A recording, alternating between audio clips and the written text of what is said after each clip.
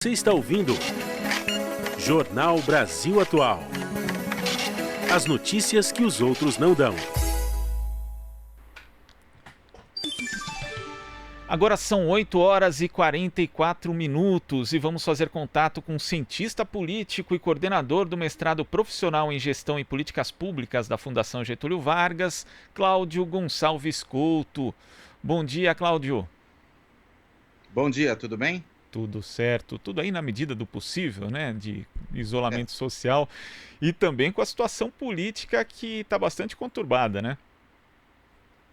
Bem, era difícil ser diferente, né? Porque nós não temos um governo normal, temos um governo que tem uma conduta em relação às instituições, em relação aos outros atores políticos, que não é a conduta que governos normais adotam, né? É uma estratégia, se é que a gente pode propriamente chamar isso de estratégia, de confronto constante, de ataque, de desqualificação, inclusive com parceiros internacionais do Brasil, como a gente tem visto nesses dias, no caso envolvendo a China, né? Primeiro, o filho do presidente da República, que é levado por ele para tudo quanto é viagem internacional, fazendo um ataque direto à China, e agora, mais grave ainda, quer dizer, é difícil saber o que é mais grave, porque pelo papel do filho do governo, tudo é grave, mas um membro oficial do governo, né, um ministro que também desferiu ataques contra a China e depois disse que só se desculpará se a China nos vender respiradores a preço de custo.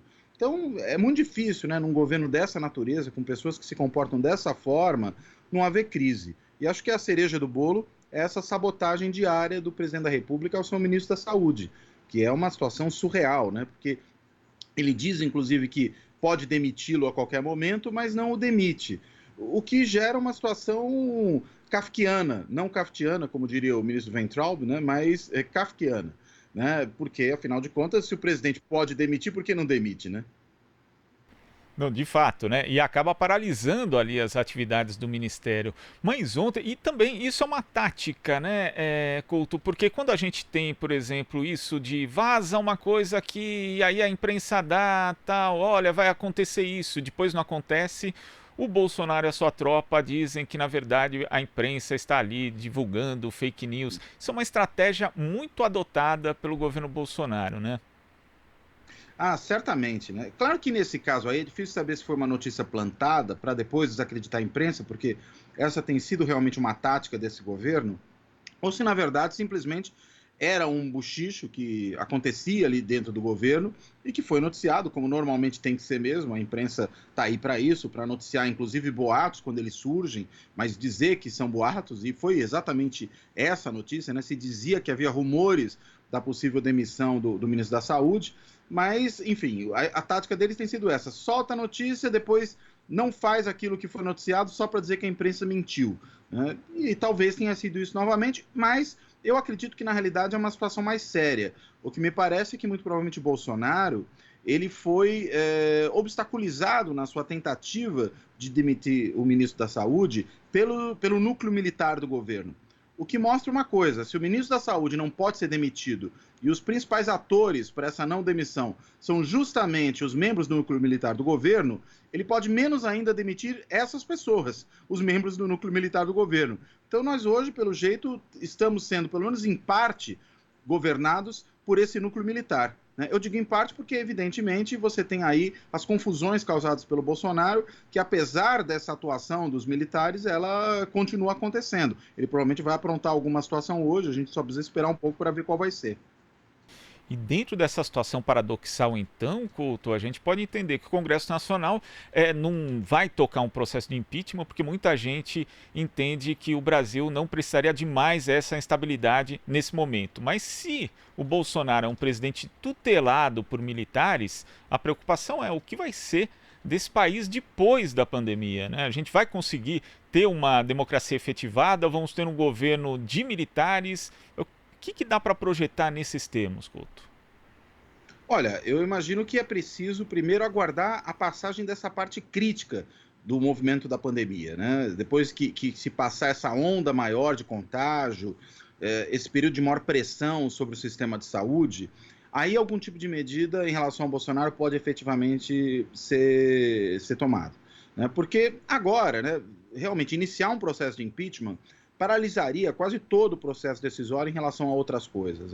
É algo que mobiliza de tal forma os atores políticos que inviabiliza outras decisões importantes, e nós vivemos um momento em que decisões importantes têm que ser tomadas. E, felizmente, elas vêm sendo tomadas pelo Congresso Nacional, a despeito da inépcia do Poder Executivo.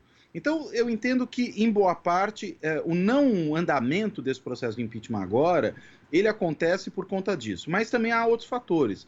Quais são esses outros fatores? Impeachment normalmente caminha quando há povo na rua se manifestando.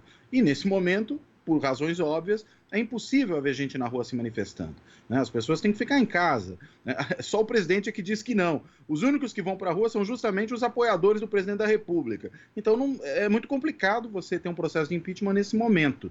E ainda existe um respaldo de uma parcela até substancial da sociedade brasileira ao presidente da República.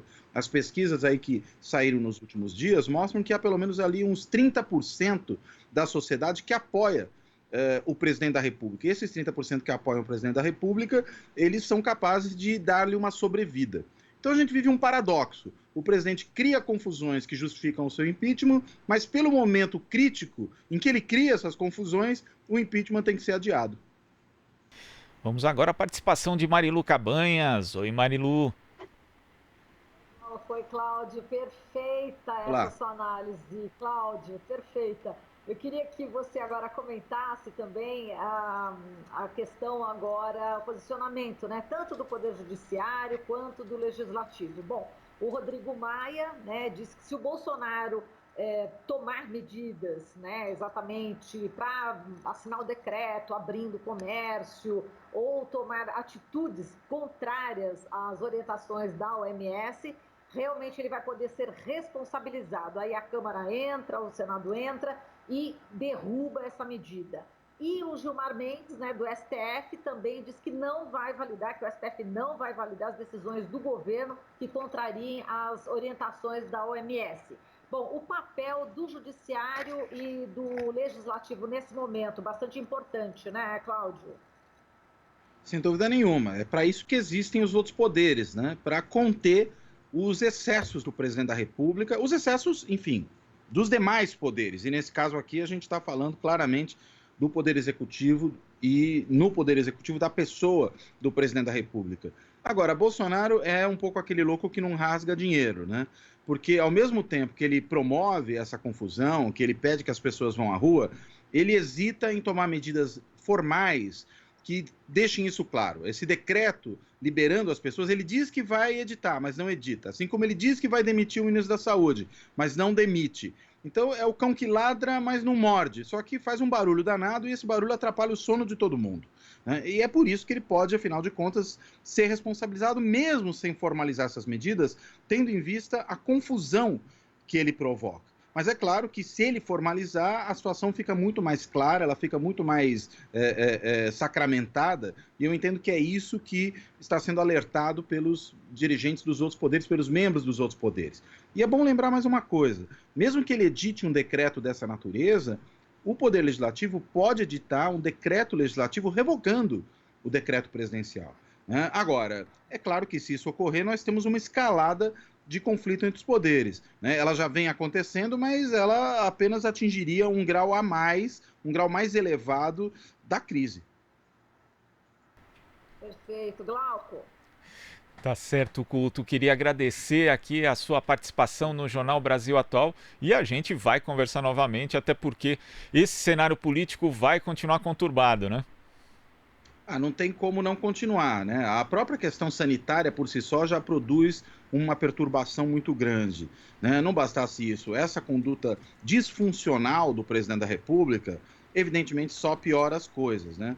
A questão é, os historiadores vão tratar desse momento que nós vivemos como um momento de anormalidade, né? Em que nós fomos, pelo menos durante algum tempo, não sabemos quanto isso vai durar, governados por um presidente não só autoritário, já tivemos outros governos autoritários, mas não eram governos autoritários despirocados como esse, né? Governos autoritários com um presidente completamente disfuncional. Eles pelo menos tinham noção do que deveria ser feito para governar o país, e nesse caso, sequer isso nós temos. Temos um presidente que sabota o próprio país, que sabota o próprio governo e que vai se isolando cada vez mais. Esse isolamento, entendo eu, é a chave para o seu afastamento no futuro próximo. Muito obrigado, Couto. Conversamos aqui com o cientista político e coordenador do mestrado profissional em Gestão e Políticas Públicas da Fundação Getúlio Vargas, Cláudio Gonçalves Couto. Você está ouvindo Jornal Brasil Atual. As notícias que os outros não dão.